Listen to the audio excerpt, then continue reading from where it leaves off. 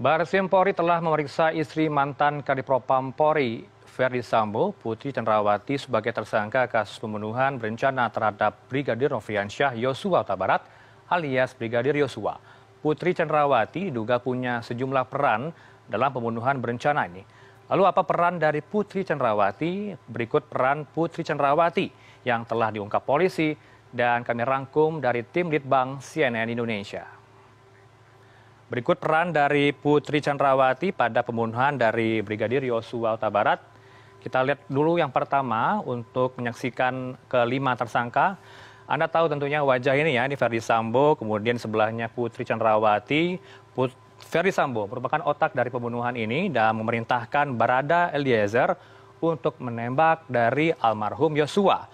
Putri Cenrawati juga tersangka karena skenario akhirnya terbongkar dan juga kepolisian akhirnya mendapatkan CCTV vital karena Putri juga ikut dalam perencanaan pembunuhan.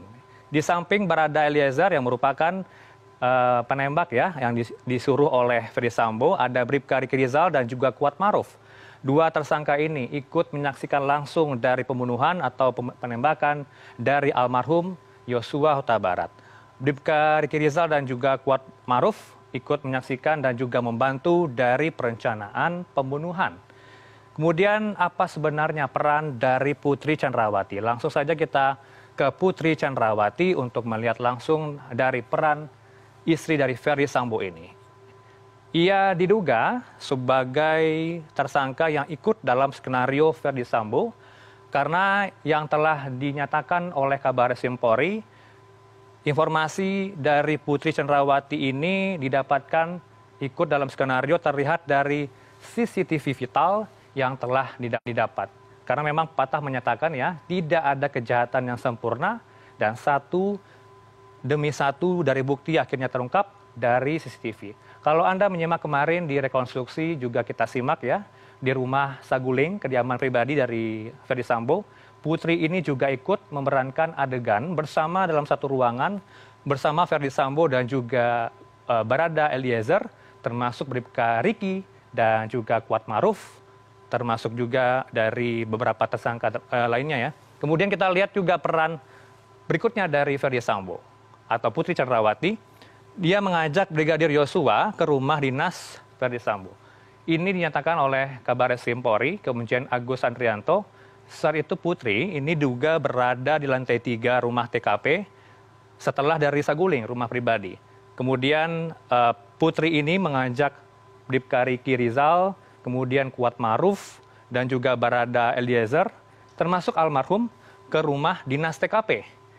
Setelah merencanakan pembunuhan di rumah Saguling, eksekusi akan berlangsung di TKP.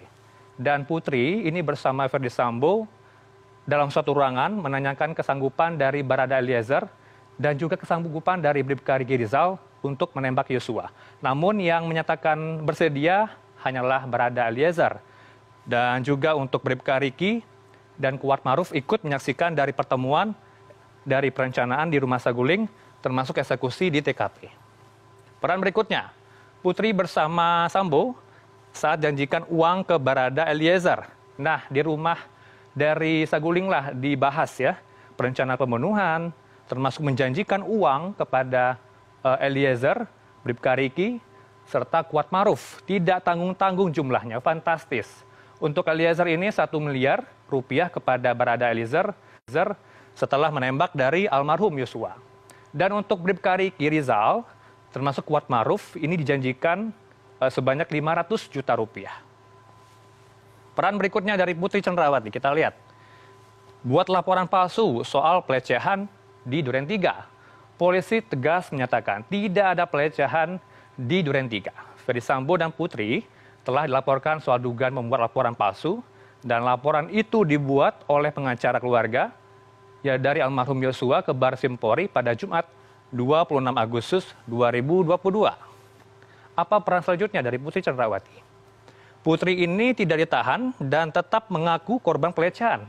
Dan hingga saat ini 31 Agustus, informasi yang berkembang di Bareskrim Polri, Putri ini masih mengaku sebagai korban asusila di Magelang. Dan ia tidak ditahan hingga 31 Agustus ini setelah pada kemarin Jumat 26 Agustus, sudah diperiksa untuk pertama kalinya, diberikan 80 pertanyaan dari penyidik ke Putri. Dan dari banyak keterangan disampaikan Putri selama 12 jam, salah satunya adalah tentang pelecehan seksual. Pengacara Putri, Arman Hanis, mengatakan kliennya telah menyampaikan soal kejadian di Magelang ke penyidik dan diketahui Sambo menyebut pemicu pembunuhan ini adalah hanya tindakan yang melukai harkat dan juga martabat keluarganya. Dan hingga kini, Putri telah ditetapkan oleh dari pihak imigrasi untuk dicekal bepergian ke luar negeri. Ini dari pihak imigrasi menyatakan sejak 20 hari ke depan, terhitung sejak 23 Agustus ya, hingga 11 September mendatang, berdasarkan permintaan dari Badan Reserse Kriminal Polri. Itulah dari beberapa peran yang telah diungkap oleh kepolisian tersangka dari Putri Chandrawati.